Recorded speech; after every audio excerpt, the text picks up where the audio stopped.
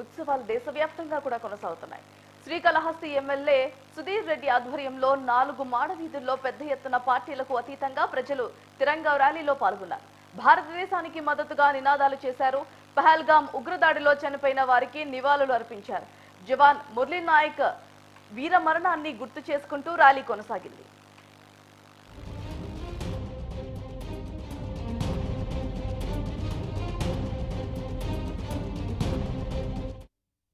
India మొత్తం togetherness, oneness, మేమందరం భారతీయుడు ఒకటి. ఎక్కడి నుంచి కాశ్మీర్ నుంచి కన్యాకుమారి వరకు మేమందరం భారతీయులం.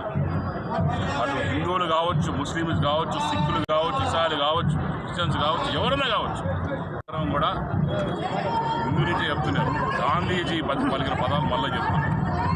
हिंदू मुस्लिम भाई भाई मगर भारत और पाकिस्तान भाई भाई नहीं है, नहीं रहेगा.